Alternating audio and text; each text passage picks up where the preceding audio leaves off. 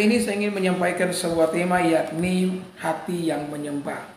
Kita lihat dalam Yohanes pasal yang keempat di ayat yang ke-23. Tetapi saatnya akan datang dan sudah tiba saatnya sekarang bahwa penyembah-penyembah benar akan menyembah Bapa dalam roh dan kebenaran, sebab Bapa menghendaki penyembah-penyembah demikian. Saudara, ayat yang kita baca ini merupakan bagian dari percakapan Yesus dengan perempuan Samaria, ya, di mana perempuan Samaria itu mengatakan kalau orang Yahudi menyembah Allah di Yerusalem, sementara orang Samaria menyembah Allah di Samaria. Kemudian Yesus pun mengatakan bahwa akan tiba saatnya bahwa setiap orang itu tidak lagi akan menyembah Bapa di Yerusalem maupun di Samaria, tetapi akan menyembah Dia di dalam roh dan kebenaran. Saudara, penting untuk kita tahu bahwa Allah itu mencari mereka yang memiliki hati yang menyembah, ya.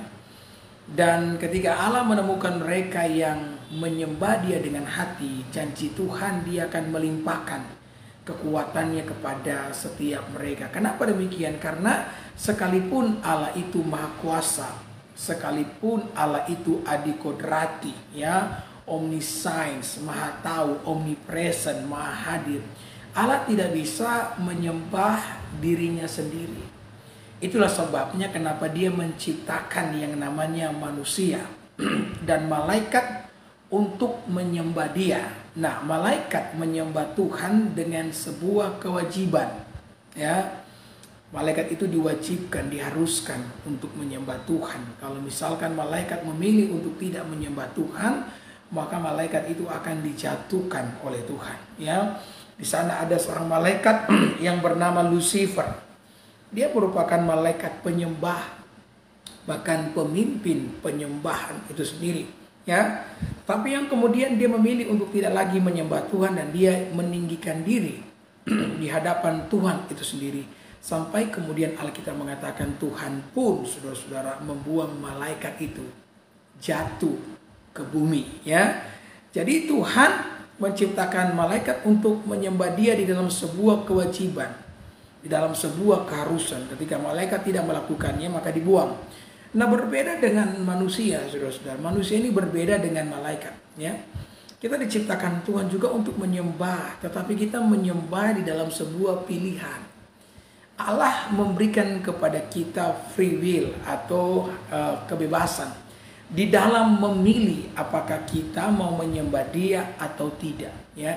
Itu sebabnya kalau ada di antara kita yang memilih di antara pilihan yang lain, di antara banyaknya pilihan, kita mengambil satu pilihan yakni menyembah Tuhan, maka itu akan menyenangkan hati Tuhan.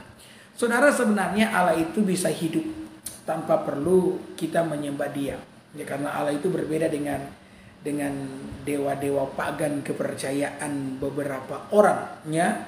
Saya membaca beberapa literatur, katanya ada beberapa dewa yang semakin berkuasa apabila dia semakin banyak penyembah, ya. Dia akan semakin membumbung tinggi naik ke langit apabila dia banyak pengikut yang mulai menyembah Dia. Ketika pengikutnya berkurang, saudara-saudara, maka kekuatannya pun akan ikut berkurang. Nah, dengan Tuhan tidak begitu. Mau banyak sedikit orang yang menyembah Dia, Dia tetap Tuhan. Karena seringkali saya mengatakan bahwa Tuhan tanpa kita tetap Tuhan, sementara kita tanpa Tuhan kita bukan siapa-siapa, saudara, ya.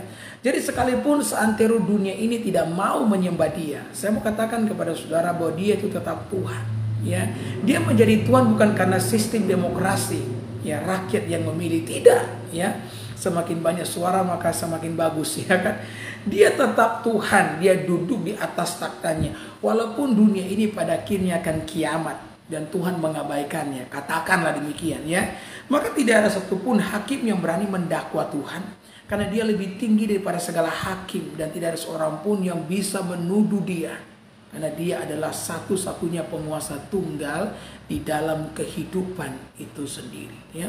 Jadi Tuhan sebenarnya tidak membutuhkan penyembahan kita, tetapi yang luar biasa Dia menciptakan kita agar kita bisa mengalami sukacita penyembahan, Ya, kita bisa mengalami damai sejahtera daripada sebuah penyembahan ketika kita hidup di dalamnya. Ya, maka Tuhan rindu saudara-saudara, ya setiap kita memiliki hati yang menyembah di hadapannya. Ya, penyembahan yang diinginkan oleh Tuhan itu seperti apa? Adalah penyembahan yang sungguh terlahir dari hati yang benar-benar mengasihi Tuhan.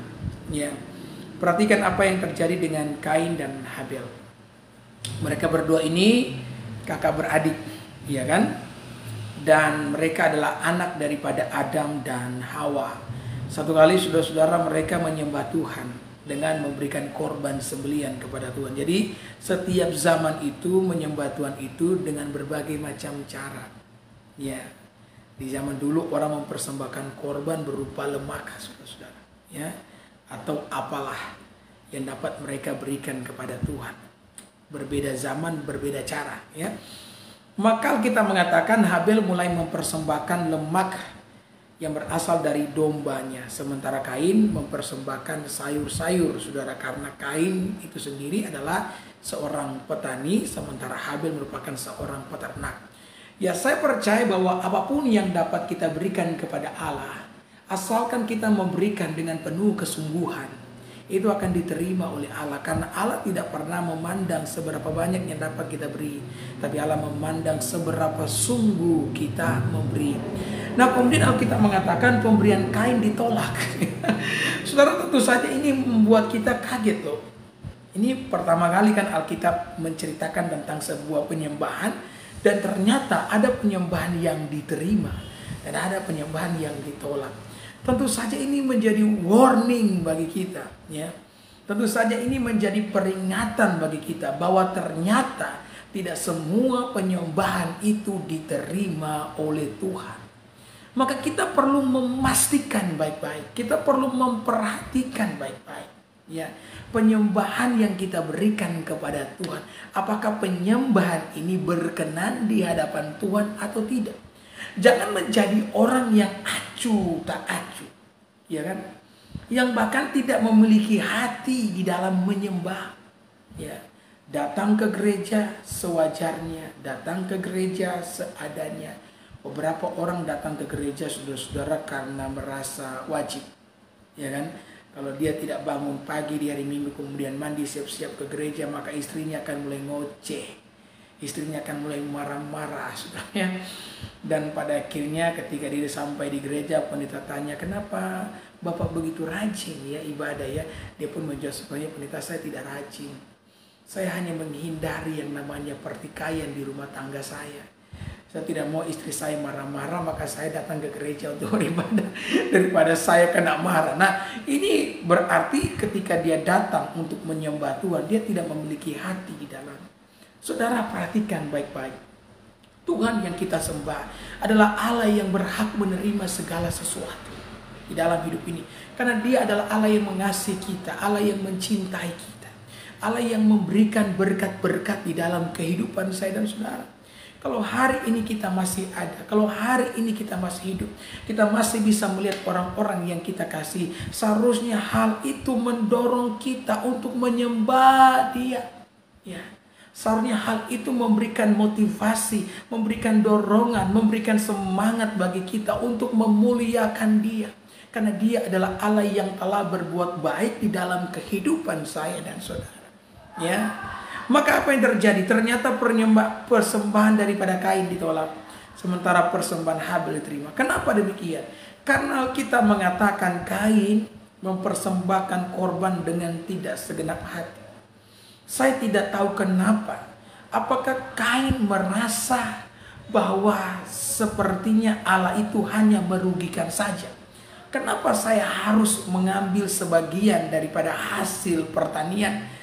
Hasil pertanian saya yang sudah saya usahakan begitu luar biasa. Ya kan, ya? Karena kutuk yang jatuh atas Kain dan Adam dan Hawa membuat manusia itu perlu berpeluh, berkeringat banting tulang untuk mencari nafkah. Itu yang dikatakan oleh Alkitab, dan saya yakin baik Habel maupun Kain mengalami itu, saudara-saudara ya. Mereka berpeluh Karena mereka banting tulang, saudara-saudara, untuk mendapatkan hasil. Dan ketika sudah ada hasilnya, saya mau kasih sama Tuhan sebagian. Ya. Ini mungkin yang menjadi keberatan daripada Kain, yang membuat persembahan Kain itu ditolak oleh Tuhan. Ya. Kadang-kadang kita juga memiliki, saudara-saudara, ya, perasaan yang sama seperti Kain. Ya. Kita rasanya tidak mau memberikan kepada Tuhan, ya, sesuatu yang kita perlu, betul enggak? Ya, jangan bicara jauh-jauh lah, bicaralah soal perpuluhan. Ya, kalau perpuluhan itu masih 1.000, sudah dapat 10.000, perpuluhan 1.000, gampang kasih. Sudah dapat 100.000, kasih 10.000, gampang mau kasih. Ya, sudah dapat 1 juta, ya kan? Dan saudara harus kasih 100.000, gampang, ya. Bahkan saudara bisa pegang uang itu di ujung sambil memasukkannya ke dalam kantong kolekte supaya bisa dilihat oleh orang-orang bahwa saudara kasih 100.000. Tetapi kalau misalkan saudara-saudara, ya perpuluhan saudara sudah bunyi jutaan. Kadang-kadang kita merasa, ya, bahwa Tuhan yang diuntungkan, ya, pendeta yang diuntungkan dengan semua pengorbanan yang telah saudara lakukan. Ya, ini adalah hati Kain yang kemudian persembahannya ditolak oleh Tuhan. Saudaraku, persembahan yang kita berikan tidak pernah membuat Tuhan itu kaya, karena Dialah yang punya langit dan bumi. Segala sesuatu adalah milik Tuhan. Ada amin. Engkau mungkin berkata, tapi kan, ya, pendeta, gembala saya sudah terlalu kaya. Dia sudah punya mobil, punya rumah, sudah punya 2, punya 3, ya. Sementara saya sendiri punya rumah baru 1, mobil 1, katakan demikian. Kenapa saya harus memberi kepada Pak Gembala saya semua, ya, katakanlah aset-aset yang dibeli oleh Pak Gembala, saya yakin, saya percaya, dari uang perpuluhan. Saudara, itu bukan urusan, ya. Urusanmu adalah menjadi tulus dalam penyembahan, menjadi setia dalam penyembahan, menjadi kudus di dalam penyembahan. Kalaupun saudara-saudara, ya, gembalamu, ya, salah dalam mempergunakan uang persepuluhan, itu akan menjadi urusan gembalamu dengan Tuhan, bukan urusanmu dengan gembalamu. Di Alkitab, Tuhan beberapa kali bahkan menghardik setiap hamba-hamba Tuhan.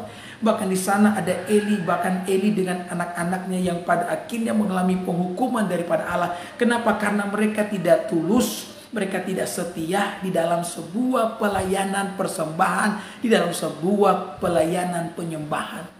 Jadi itu bukan urusan kita. Urusan kita adalah tetap menjadi kudus dan tulus di dalam penyembahan. Jangan biarkan dosa orang lain membuat engkau berdosa. Setiap orang dikasih pilihan masing-masing untuk menyembah Dia. Maka pilihlah pilihan yang terbaik, yakni menyembah Dia dengan penuh ketulusan dan berusaha memberikan yang terbaik bagi Tuhan. Ya.